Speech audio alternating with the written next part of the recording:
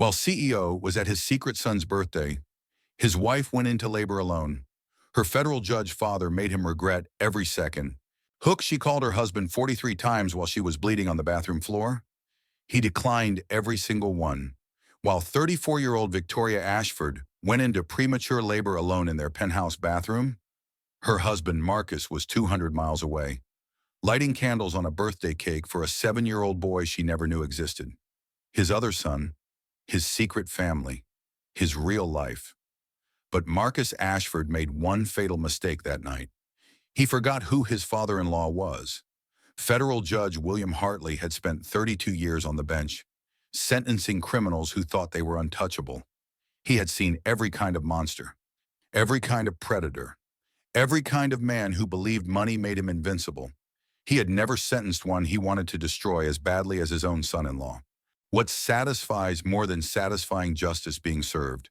If you love watching satisfying karma, satisfying unfold, hit subscribe and drop a comment.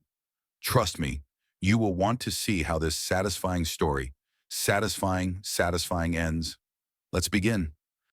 Chapter 143 calls. The first contraction hit Victoria at 7:23 on a Saturday evening in March.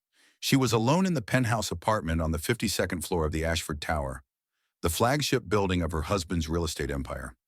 The floor-to-ceiling windows offered a panoramic view of Manhattan's glittering skyline, a view that had once made her feel like she was standing on top of the world. Now it just reminded her how far she had to fall.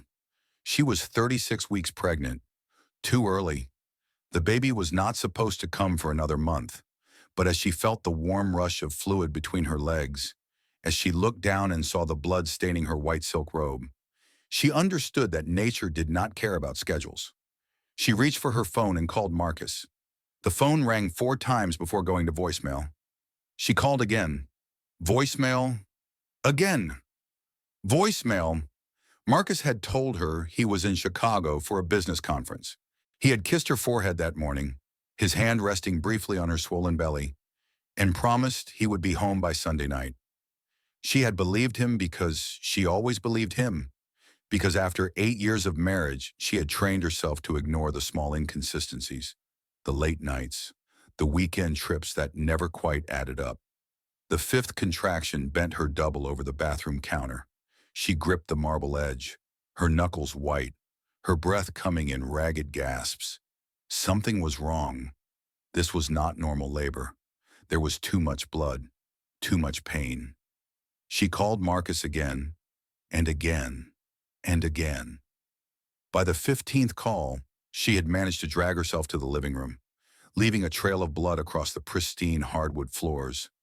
By the 20th call, she had given up on reaching her husband and dialed 911 instead. The paramedics found her unconscious on the floor, her phone still clutched in her hand, the screen showing 43 outgoing calls to the same number, all unanswered. At Mount Sinai Hospital, the doctors performed an emergency cesarean section. Victoria's blood pressure had dropped dangerously low. The baby, a girl, was in distress. For 11 minutes, neither of them had a stable heartbeat. Victoria woke up in the ICU at 3:17 in the morning, her body hollow and aching, her mind foggy with drugs. A nurse sat beside her bed, adjusting an IV line. "My baby," Victoria whispered, the words scraping against her dry throat. "Where is my baby?" The nurse's face softened with relief. "She is in the NICU. She is small, but she is fighting. The doctors say she is a warrior. I need to see her. Soon. You need to rest first. You lost a lot of blood." Victoria closed her eyes, tears sliding down her cheeks. She was alive. Her daughter was alive. That was all that mattered. Then she remembered. "My husband. Did anyone reach my husband?" The nurse hesitated. "We have been trying the emergency contact number in your file. No one has answered." 43 calls. She had made 43 calls while she was bleeding out on the floor of their home, and Marcus had not answered a single one. Now the hospital had been trying for hours, and still nothing. Where was he? The answer came at 6:45 that morning. When Victoria's father walked into her hospital room, William Hartley was 67 years old, a distinguished man with silver hair and piercing blue eyes that had intimidated lawyers and criminals alike for 3 decades. He had retired from the federal bench just 2 years ago, after a career that had earned him both respect and enemies in equal measure.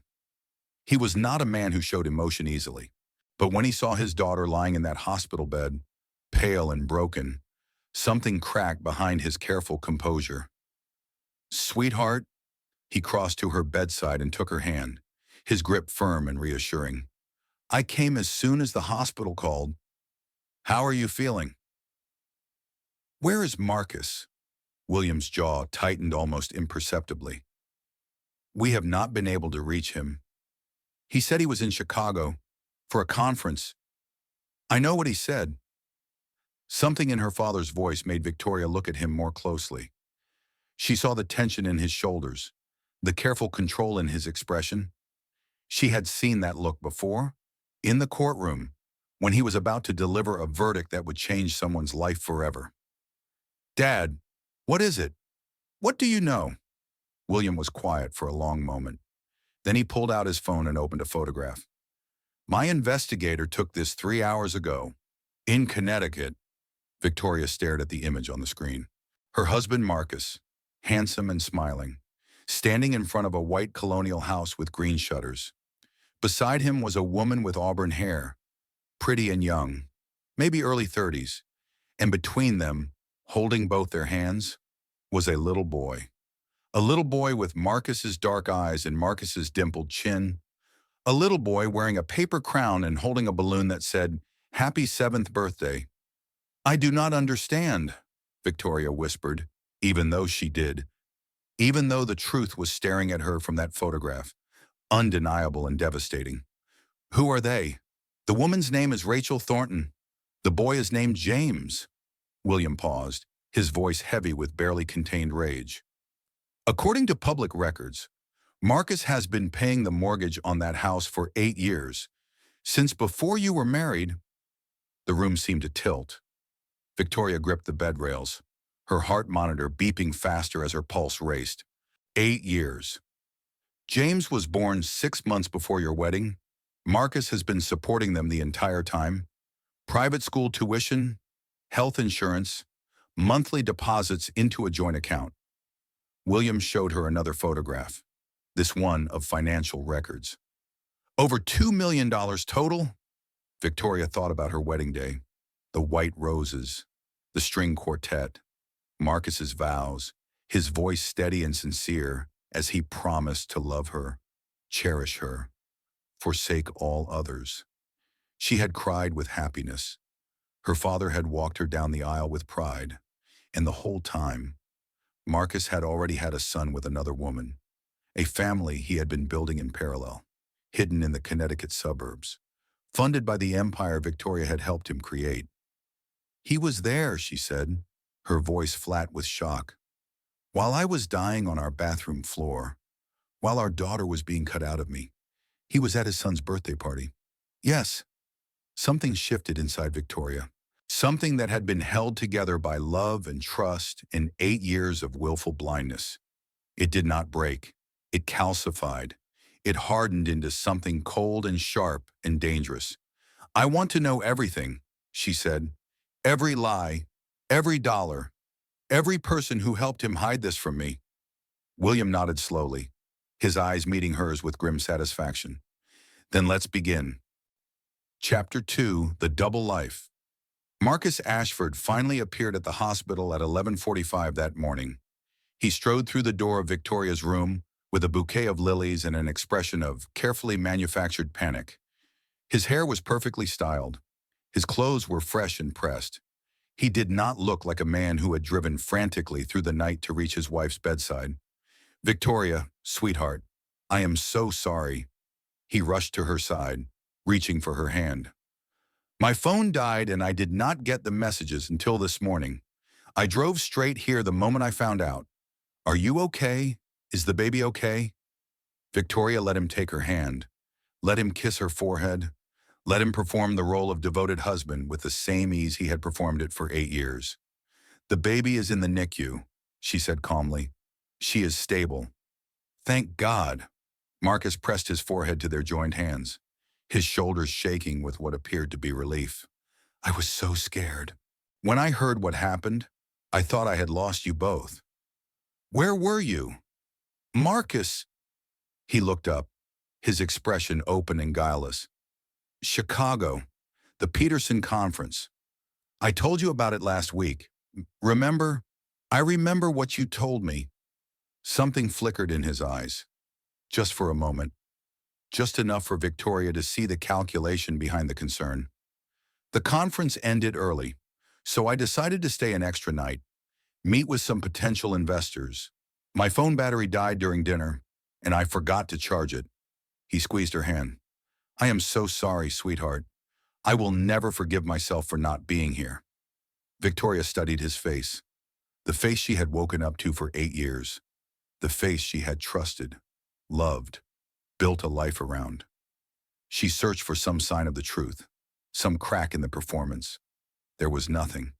He was perfect, flawless, a masterpiece of deception. I would like to see our daughter, she said. Will you take me? Marcus's smile widened with relief. Of course. Let me get a nurse.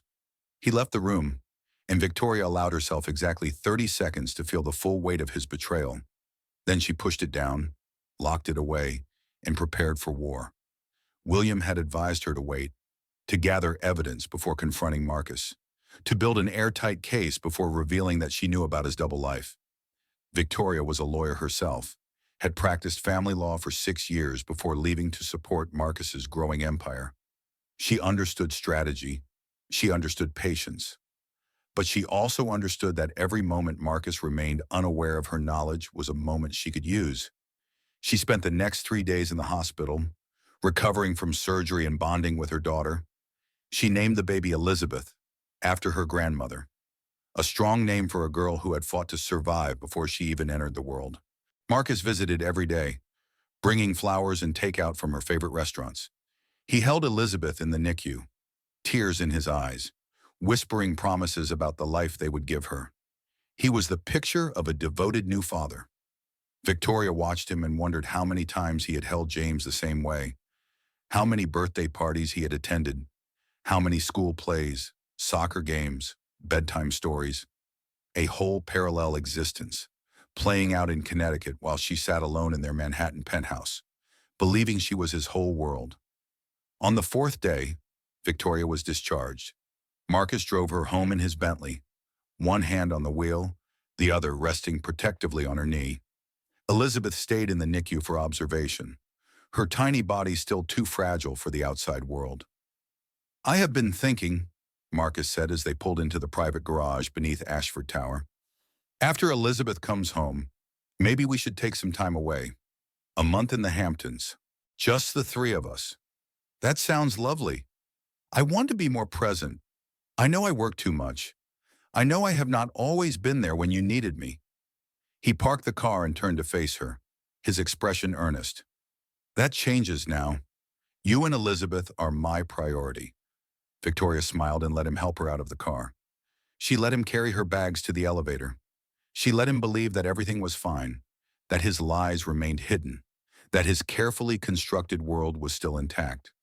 That night, while Marcus slept beside her, she sent a text message to her father. I am ready. Send me everything. The file arrived the next morning. 300 pages of documentation that painted a portrait of a man Victoria had never known. Marcus had met Rachel Thornton 12 years ago, at a real estate conference in Hartford. She had been a young paralegal, ambitious and beautiful. He had been a rising star in commercial development, already engaged to Victoria, but not yet married. Their affair had begun that weekend and never ended. When Rachel became pregnant, Marcus had not hesitated. He had bought the house in Connecticut, set up the financial arrangements, created an entire infrastructure of deception. He had been meticulous. Separate bank accounts routed through shell companies. A second phone registered to a business that existed only on paper. A network of assistants and associates who helped maintain the lie. James had been born 6 months before Marcus and Victoria's wedding.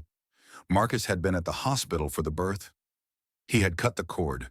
He had held his son and promised Rachel that someday, when the time was right, they would be a real family. That promise had been made 8 years ago. Rachel was still waiting. The financial records were damning. Over $2 million diverted to Rachel and James. Private school tuition at an elite academy, a trust fund in James's name, monthly payments that had increased every year, carefully hidden in the Byzantine accounting of Marcus's real estate empire. But the finances were only the beginning. William's investigator had uncovered something far more disturbing. Marcus had not just been hiding a second family. He had been systematically transferring assets out of his and Victoria's joint holdings. Properties that should have been marital assets were now held by offshore corporations. Investment accounts had been quietly liquidated and moved to accounts Victoria did not know existed. Over the past 3 years, Marcus had siphoned nearly $15 million from their shared wealth. He was not just cheating on her, he was robbing her. Victoria sat in her home office, Elizabeth's baby monitor beside her, and read through every page. She did not cry. She did not scream. She simply absorbed the information, cataloging each betrayal, each lie, each calculated theft. When she finished, she called her father. "I want him destroyed," she said. "Not just divorced. Destroyed. I want him to lose everything he took from me and more. That will take time, and it will be ugly. I have time, and I have never been afraid of ugly." William was quiet for a moment. When he spoke, his voice carried the weight of 32 years on the bench. 32 years of seeing the worst of human nature and learning how to punish it. Then we start tomorrow. Chapter 3, The Sisterhood begins. Elizabeth came home from the hospital on a Tuesday morning in April. She was small but healthy, her dark eyes alert and curious. Her tiny fingers wrapped around Victoria's thumb. Marcus had wanted to hire a night nurse, a nanny, a whole staff of helpers to manage the transition. Victoria had refused. "I want to do this myself," she had told him. "I want to bond with her. Just the three of us." What she meant was, "I want you out of this apartment as much as possible. I want time to plan." Marcus, ever eager to play the supportive husband, had agreed. He returned to his punishing work schedule with obvious relief, leaving before dawn and returning after dark. Victoria used every hour of his absence to build her case. She started with Rachel Thornton. Finding her was easy. William's investigator had already compiled a complete dossier. Rachel lived in the same white colonial house Marcus had bought 8 years ago. She worked part-time at a local art gallery. She drove a silver Mercedes that Marcus had purchased for her 2 years ago. She picked James up from school every day at 3:15 and took him to soccer practice on Wednesdays and piano lessons on Fridays. She had no idea that Marcus was married. Victoria discovered this detail buried in the investigator's notes. Rachel believed that Marcus was divorced, that his ex-wife had moved to California, that he was working through a complicated custody arrangement that prevented him from making their relationship public. She believed that someday soon, once the legal matters were settled, they would finally be together openly. She had believed this for 8 years. Victoria felt something unexpected when she read this. Not anger, though that was there too. Not jealousy, though she supposed she should feel that as well. What she felt was recognition. Rachel was not her enemy. Rachel was another victim. Another woman who had trusted Marcus Ashford and been rewarded with lies. She drove to Connecticut on a Thursday afternoon, while Marcus was supposedly in meetings downtown. She parked across the street from the white colonial house and waited. At 3:30, a silver Mercedes pulled into the driveway. Rachel emerged first, her auburn hair pulled back in a ponytail, her face tired but pretty. Then James climbed out of the back seat, his backpack dragging on the ground, already talking excitedly about something that had happened at school. He looked so much like Marcus. The same dark eyes, the same confident stride, the same way of gesturing with his hands when he spoke. Victoria watched them disappear into the house. She sat in her car for another 20 minutes, gathering her courage. Then she walked across the street and knocked on the door. Rachel answered with a polite smile that froze when she saw Victoria's face. "Can I help you?" My name is Victoria Ashford. I am Marcus's wife. The color drained from Rachel's face. That is not possible. Marcus is divorced. He told you what you needed to hear. Victoria kept her voice calm, gentle even. She was not here to attack this woman. She was here to recruit her. May I come in? I think we have a lot to discuss. Rachel's hands were shaking as she stepped aside to let Victoria enter. The house was lovely, warm and welcoming, filled with photographs of James at various ages. His first steps, his first day of school, his gap-toothed grin after losing his front teeth. A life documented and celebrated, funded by Victoria's money, built on a foundation of lies. They sat in the living room. Victoria pulled out her phone and showed Rachel the evidence. The marriage certificate, the photographs from their wedding, the birth announcement for Elizabeth, born just 3 weeks ago. Rachel looked at each image with growing horror. Her hands trembled, her eyes filled with tears. 8 years, she whispered. I gave him 8 years. I believed everything he told me. So did I. Rachel looked up, her expression shifting from shock to something sharper. You knew about us. I found out the night my daughter was born. I went into premature labor alone in our apartment. I called Marcus 43 times. He did not answer because he was here, at James's birthday party. The words hung in the air between them. Rachel pressed her hand to her mouth, her shoulders shaking with silent sobs. I did not know, she said. I swear to you, I did not know. He said you were divorced. He said it was complicated. He said she broke off, unable to continue. I believe you. Why are you here? What do you want? Victoria leaned forward, her voice steady and sure. I want to destroy him. I want to take everything he has and leave him with nothing. And I want your help. Rachel stared at her for a long moment. Victoria could see the calculation happening behind her eyes. The fear, the doubt, the anger that was finally beginning to surface. What would I have to do? Tell the truth, everything you know about his finances, his business dealings, his lies. Testify when the time comes. He will destroy me. He has lawyers, money, power. He has my money, my connections, my father's reputation. Victoria reached out and took Rachel's hand. I am not asking you to trust me. I am asking you to trust that we want the same thing. Justice. For both of us. For our children. Rachel looked down at their joined hands. 2 women who should have been enemies, united by the same man's betrayal. James loves him, she said quietly. He thinks Marcus is a hero, his father who works so hard, who visits whenever he can. How do I explain that everything was a lie? You do not have to explain anything yet. We have time. We need to build the case carefully. Gather every piece of evidence before we strike. And if we lose, Victoria thought about Elizabeth at home with the nanny, her tiny daughter who had nearly died because Marcus could not be bothered to answer his phone. She thought about the $15 million he had stolen from their shared wealth, the empire she had helped him build, now being systematically dismantled for his benefit. We will not lose, she said. I promise you that.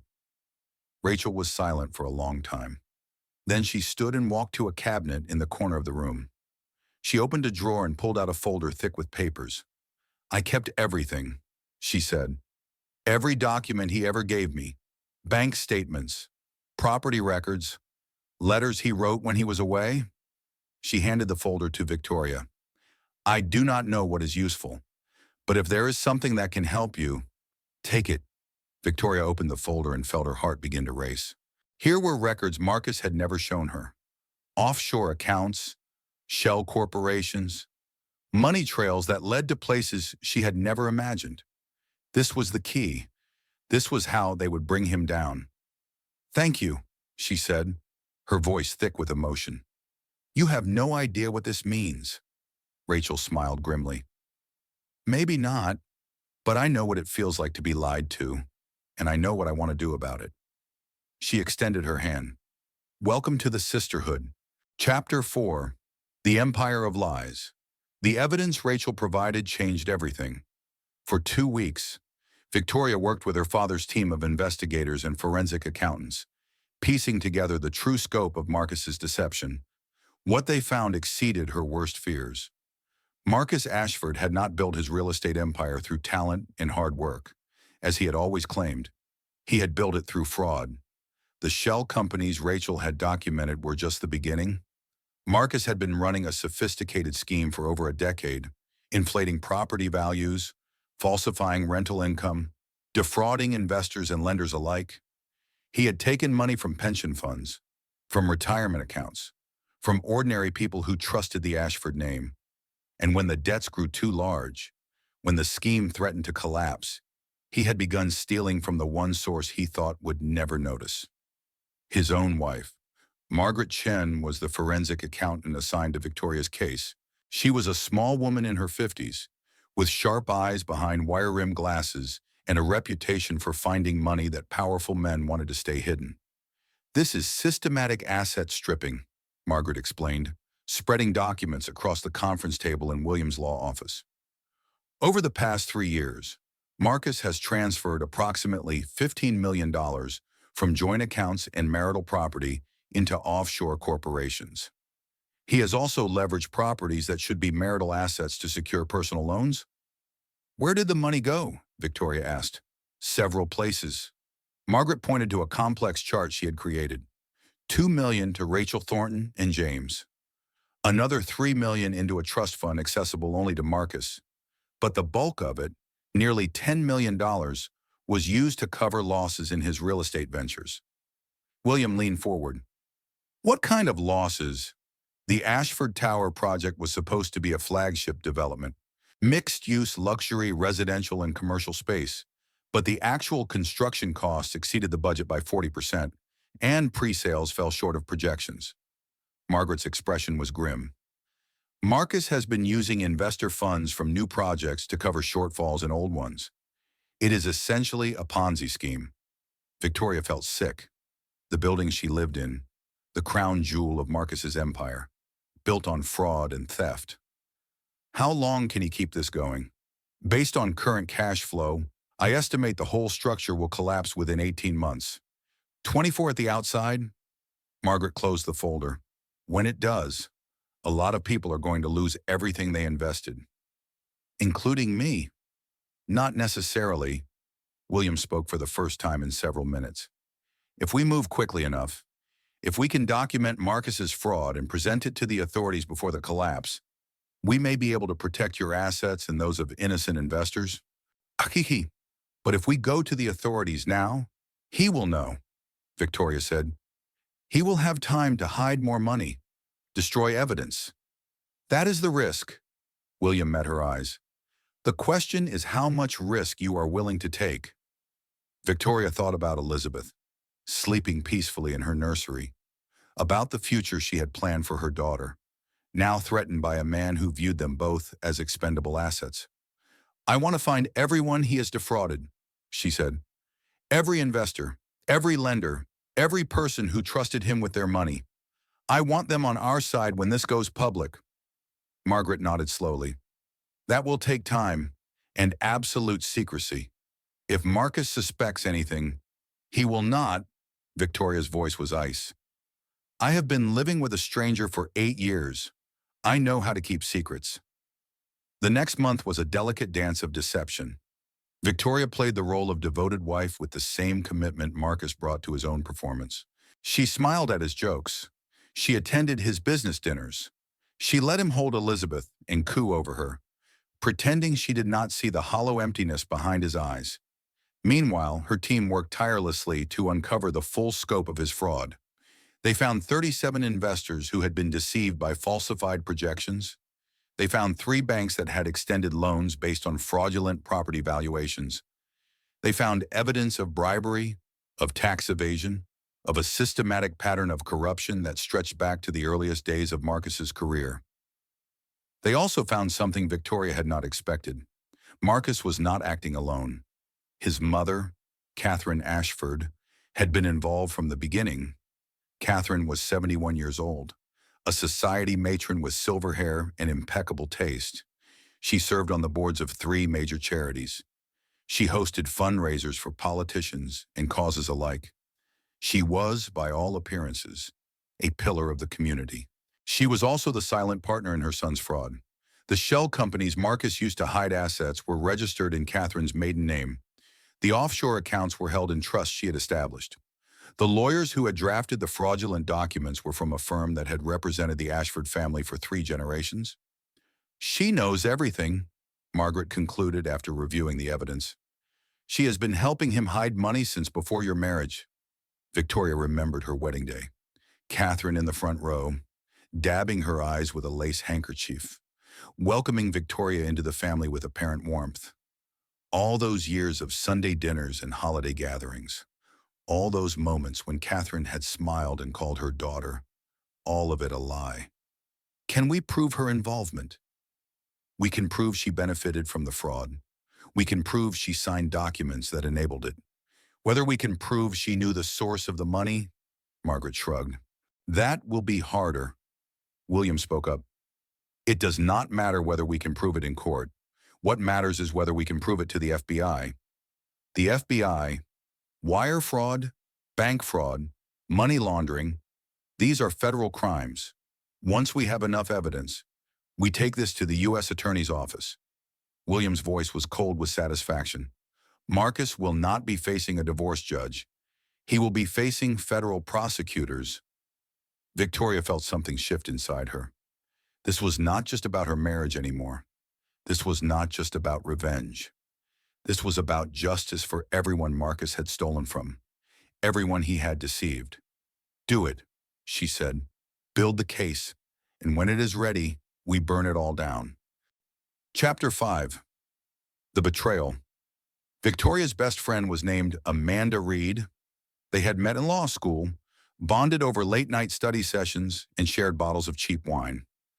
Amanda had been her maid of honor at her wedding. She was Elizabeth's godmother. For 15 years, she had been the one person Victoria trusted without reservation, which is why it hurt so much when Victoria discovered she was working for Marcus.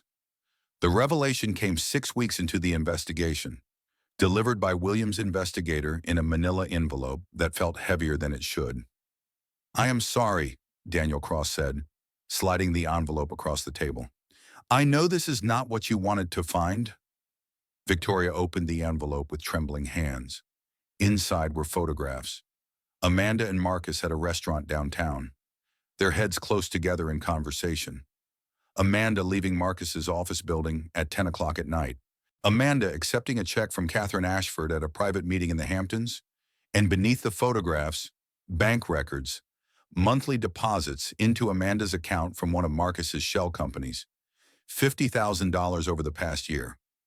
What is this? Victoria's voice was barely a whisper. We are not entirely sure yet, but it appears Miss Reed has been providing your husband with information about your activities. Daniel's expression was sympathetic.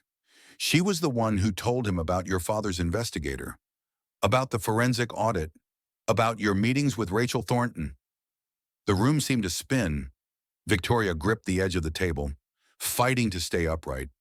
Amanda, her best friend, the woman who had held her hand when she went into labor, who had visited her in the hospital, who had brought casseroles and offered to babysit, who had listened to Victoria's carefully edited concerns about Marcus with apparent sympathy. All of it had been reported back to the enemy. How long? Victoria asked. At least a year, possibly longer. A year. Amanda had been spying on her for a year. Every conversation, every confidence, every moment of vulnerability had been weaponized against her. Does Marcus know about the investigation? We believe so. The information flow has been consistent. Whatever you have told Ms. Reed, we should assume Marcus knows as well. Victoria thought back over the past weeks. The conversations she had with Amanda about the divorce. The hints she had dropped about finding evidence of Marcus's affairs. The questions Amanda had asked, so casually, about what Victoria planned to do next. She had been so careful to hide her investigation from Marcus, but she had never thought to hide it from Amanda. This changes everything. William said quietly. If Marcus knows we are building a case, he will start destroying evidence, moving money, preparing his defense. And then we move faster. Victoria. No. She stood abruptly, the chair scraping against the floor. I will not let him win because I trusted the wrong person. We accelerate the timeline. We take everything we have to the FBI now. The case is not complete. There are still gaps. Witnesses we have not interviewed. Then fill them. You have 3 days. William studied his daughter's face. He saw the rage there, the betrayal, the determination that had hardened into something unbreakable. 3 days, he agreed. That night, Victoria confronted Amanda. She invited her over for dinner, ostensibly to discuss Elizabeth's upcoming christening. Amanda arrived with a bottle of wine and a smile that now seemed sinister in its warmth. How are you holding up? Amanda asked, settling onto the sofa with practiced ease. You look tired. I am. Victoria poured 2 glasses of wine and handed one to her friend. It has been a difficult few weeks, I can imagine. New baby. All the stress with Marcus working so much. Amanda sipped her wine. Have you thought any more about what we discussed about taking some time apart? I have thought about a lot of things. Something in Victoria's tone made Amanda pause. Her smile flickered, just slightly. Is everything okay? Victoria reached into her bag and pulled out the manila envelope. She laid the photographs on the coffee table between them, one by one. Amanda at the restaurant, Amanda at the office building, Amanda accepting Catherine's check.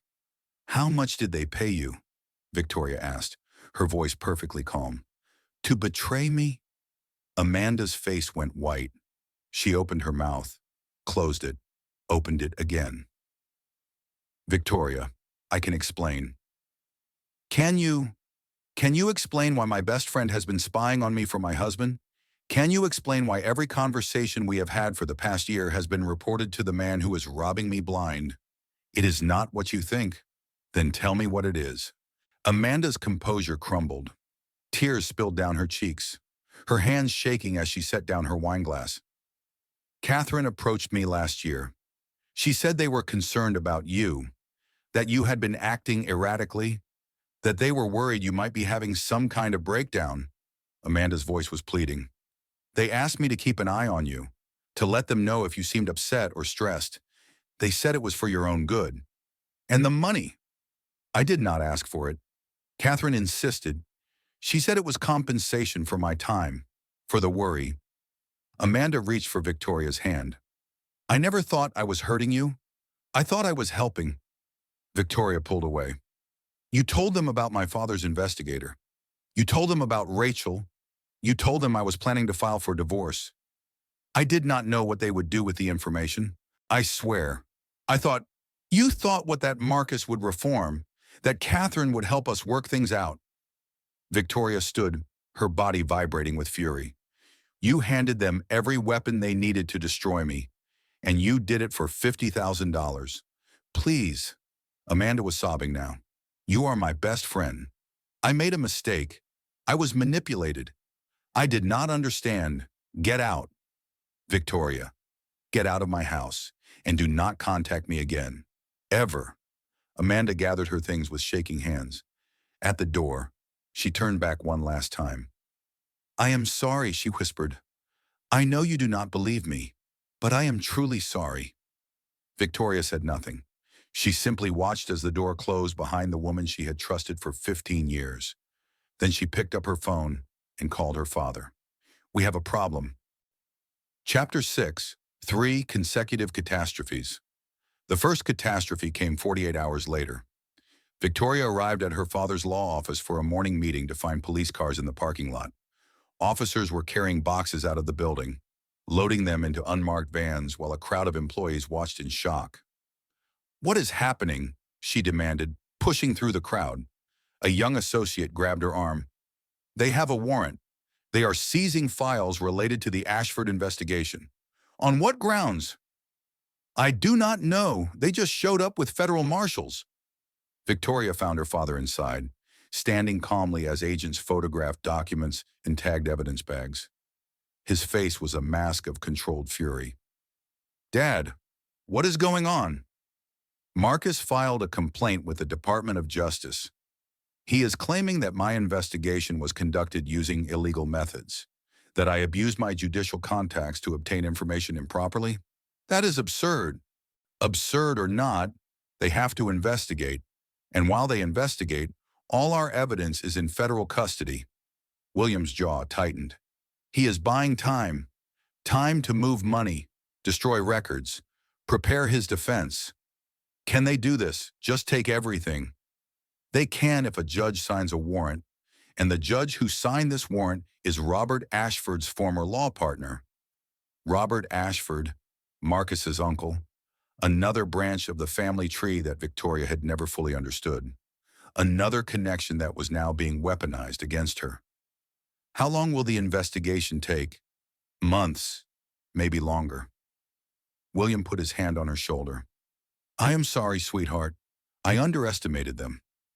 The second catastrophe arrived 3 days later. Victoria received a call from her bank. Her personal accounts, the ones she had carefully kept separate from Marcus throughout their marriage, had been frozen. A court order, issued by a family court judge, pending resolution of the divorce proceedings. "This is not possible," she told her lawyer, a family law specialist named Patricia Wong. "These accounts predate my marriage. They contain my inheritance from my grandmother. Marcus has no claim to them." "I agree, but Judge Morrison does not." Patricia's voice was grim. "He ruled that given the complexity of the marital assets, all funds belonging to either party should be frozen until the division can be properly determined." "Judge Morrison is a member of the Ashford family's country club?" "I know I am filing an emergency appeal, but it will take at least 2 weeks. 2 weeks without access to her own money. 2 weeks of being financially dependent on a man she was trying to destroy." Marcus called her that night, his voice dripping with false concern. "I heard about the account freeze. I am so sorry, sweetheart. I had nothing to do with it." He paused. "But if you need anything, anything at all, I am here for you. We are still married. After all." Victoria hung up without responding. The third catastrophe was the worst. 1 week after the account freeze, Victoria's father collapsed. She was at the hospital for Elizabeth's routine checkup when she got the call. William had been in a meeting with his legal team, discussing strategy for the appeal, when he suddenly clutched his chest and fell. Massive heart attack. Emergency surgery. 12 hours of uncertainty before the doctors could tell her whether her father would survive. He survived, but the man who woke up in the ICU was not the fierce warrior Victoria had relied on her entire life. He was frail, diminished. The fight had taken something from him that she feared he would never get back. "I am sorry," he whispered when she sat beside his bed, holding his hand. "I promised I would help you. I promised I would be there. You are here. You are alive. That is all that matters. The case can wait. Your health cannot." But even as she said the words, Victoria knew they were not entirely true. Marcus was moving quickly now, emboldened by his victories. Every day she delayed was another day he used to fortify his position. She sat with her father until he fell asleep. Then she walked to the hospital chapel and sat alone in the dim light, surrounded by stained glass and silence. She had lost her evidence, lost her money, lost her father's strength, lost her best friend. Marcus had systematically stripped away every advantage she possessed. What did she have left? She thought about Elizabeth, at home with the nanny. She thought about Rachel, waiting in Connecticut for news. She thought about the 37 investors who had trusted Marcus with their futures. She thought about the 43 calls she had made while bleeding on the bathroom floor, the silence on the other end. The birthday party that mattered more than her life. Something hardened inside her, something that had been forged in grief and betrayal, tempered by loss, sharpened by fury. If she could not fight Marcus through the courts, she would fight him in public. If she could not defeat him with evidence, she would defeat him with truth. If she could not win through power, she would win through exposure. She had one weapon left, her voice, and she was going to use it. Chapter 7: The Turning Point. Victoria posted the video at midnight on a Sunday. She sat in Elizabeth's nursery, her daughter sleeping peacefully in the crib behind her, and spoke directly into her phone camera. No makeup, no prepared script, just the truth. My name is Victoria Ashford. 3 months ago, I nearly died giving birth to my daughter while my husband ignored my calls. He was at his secret son's 7th birthday party, a son I never knew existed, a family he has been supporting with my money for 8 years. She spoke for 37 minutes.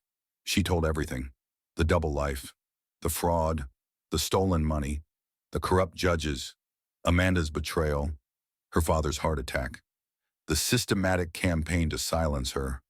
She named names. She showed documents. She presented evidence that Marcus's lawyers had tried to bury. I am not asking for sympathy, she said, looking directly into the camera. I am asking for accountability. Marcus Ashford has defrauded investors out of millions of dollars. He has corrupted the legal system to protect himself. He has destroyed everyone who tried to stand in his way. She held up a photograph of Elizabeth, sleeping in her crib. This is my daughter. She nearly died because her father could not be bothered to answer his phone. She will grow up without the family she deserves because her father chose lies over love. She paused in composing herself. If Marcus Ashford has hurt you, if you have evidence of his crimes, if you know something that could help bring him to justice, please come forward. Not for me, for everyone he has stolen from, for every family he has destroyed. She ended with a single sentence. The truth always comes out, and his time is up. She posted the video to every platform she could access. Then she waited. By morning, the video had been viewed 500,000 times. By noon, it had crossed 2 million. By evening, it was national news. The investors Marcus had defrauded began coming forward. First 3, then 7, then 23. People who had lost retirement savings, college funds, life savings. People who had trusted the Ashford name and been rewarded with ruin. Former employees leaked documents proving the fraud. Journalists who had been threatened by Marcus's lawyers suddenly found their courage. Witnesses who had signed NDAs decided the settlements were not worth their silence. Rachel Thornton gave an interview to a national news program. She sat beside Victoria, 2 women united by the same man's betrayal, and told her story to millions of viewers. I believed him, Rachel said, her voice steady despite the tears on her cheeks. I believed that we would be a family someday. I believed everything he told me, and none of it was true. The FBI, already investigating Williams' alleged misconduct, shifted their focus. The evidence Victoria had preserved before the seizure, the copies she had secretly made, the testimony of witnesses who came forward independently, all of it painted a picture of systematic fraud that could not be ignored. 3 weeks after the video went live, federal agents arrived at Marcus Ashford's office with an arrest warrant. Victoria watched from across the street as they led him out in handcuffs, past the employees who had feared him, past the journalists who had once praised him, past the cameras that broadcast his humiliation to the world. His face was blank, controlled, but she could see the fear in his eyes. Behind him, in a separate vehicle, Catherine Ashford was led away as well, the silver-haired matriarch who had orchestrated so much of her son's fraud, who had paid Amanda to spy, who had corrupted judges to protect her family. Both of them in handcuffs, both of them facing justice. Victoria should have felt triumph. Instead, she felt only exhaustion and grief, and the hollow knowledge that no punishment could undo the damage Marcus had caused. But it was a start. Chapter 8: The Trial. The trial lasted 4 weeks. Victoria testified for 8 hours over 3 days. She answered every question the defense attorneys threw at her. She remained calm when they called her vindictive. She remained composed when they accused her of fabricating evidence. She looked at the jury and told them the truth. Nothing more, nothing less. Rachel testified. The 37 defrauded investors testified. Former employees testified. Financial experts testified. The evidence was overwhelming. Marcus had stolen over $25 million from investors and family members. He had falsified documents, bribed officials, corrupted the legal system. He had maintained a double life for 8 years, funding it with money that belonged to people who trusted him. Catherine had been his partner in every crime. She had set up the shell companies. She had hidden the money. She had paid Amanda to spy and judges to rule in her son's favor. The defense argued that Victoria was a scorned wife seeking revenge. They argued that Marcus had made mistakes but was not a criminal. They argued that the evidence had been obtained improperly, that the witnesses were unreliable, that the whole case was a witch hunt orchestrated by a former federal judge with a personal vendetta. The jury did not believe them. After 6 hours of deliberation, they returned with verdicts on all counts. Marcus Ashford, guilty of wire fraud, guilty of bank fraud, guilty of money laundering, guilty of conspiracy. Catherine Ashford, guilty of conspiracy, guilty of obstruction of justice, guilty of bribery. The sentencing came 2 weeks later. Victoria sat in the front row of the courtroom, Elizabeth in her arms. William sat beside her, still frail but determined to be present for this moment. Rachel sat on her other side, James at home with her mother, the two women who had been played against each other, now united in victory. Judge Patricia Winters read the sentences. Mr. Ashford, you have been convicted of crimes that represent a profound betrayal of trust. You defrauded investors who believed in you. You stole from your own wife. You maintained a secret life built on lies and funded by theft. Marcus stood before the bench, his expensive suit rumpled, his arrogance finally stripped away. This court sentences you to 18 years in federal prison, followed by 5 years of supervised release. You will pay full restitution to all victims of your fraud. Your assets will be seized and distributed according to the claims process established by this court. 18 years. Marcus would be in his 60s when he got out. His empire would be gone, his reputation destroyed, everything he had built on lies, reduced to rubble. Catherine received 12 years. At 71, she would likely die in prison. Victoria watched them both led away in handcuffs.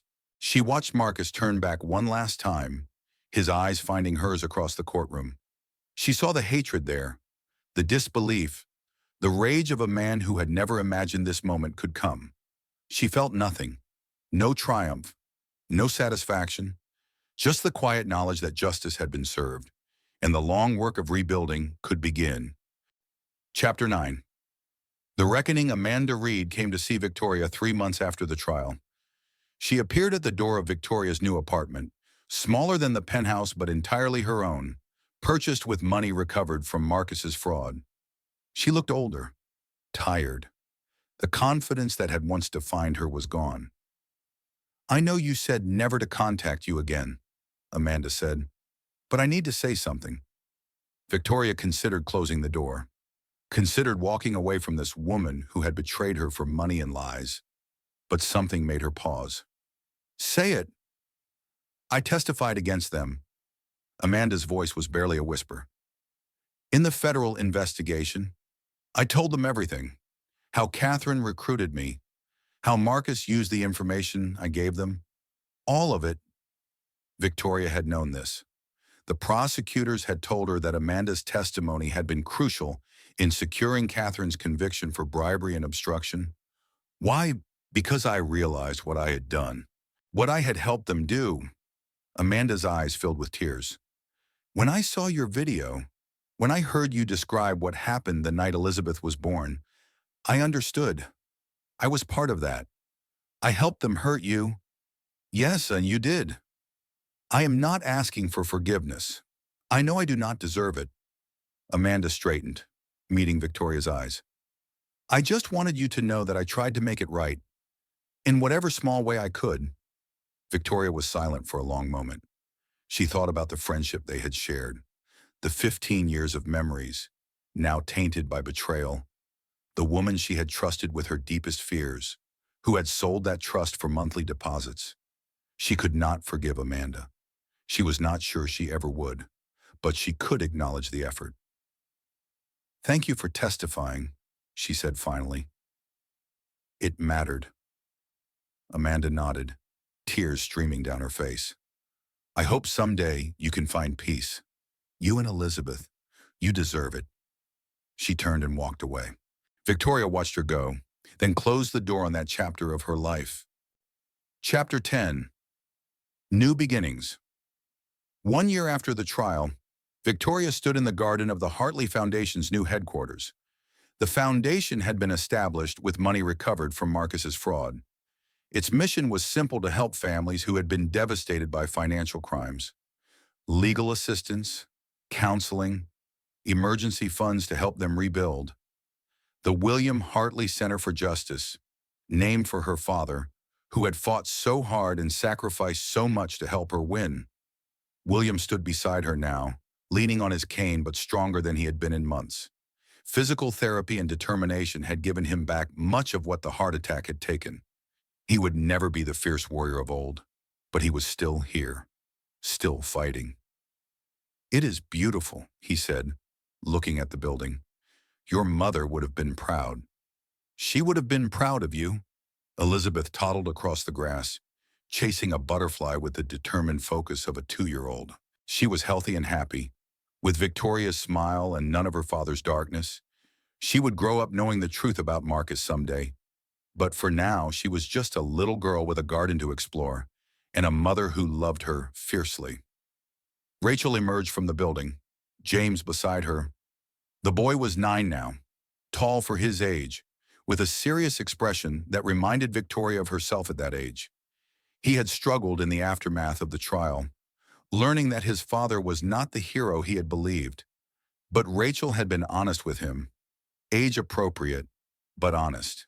He was stronger for it. The dedication ceremony is about to start, Rachel said. Are you ready? Victoria looked at the people gathered in the garden. Investors who had been defrauded, now receiving restitution, families who had been helped by the foundation, lawyers and counselors who had volunteered their time, a community built from the ashes of Marcus's destruction.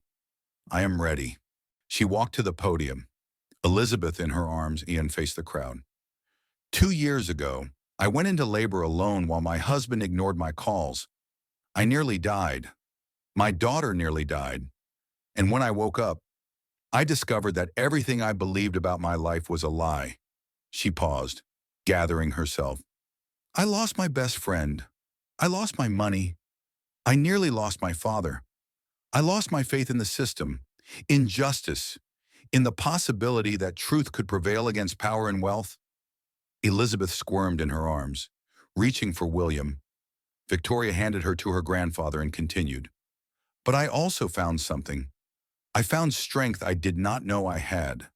I found allies in unexpected places.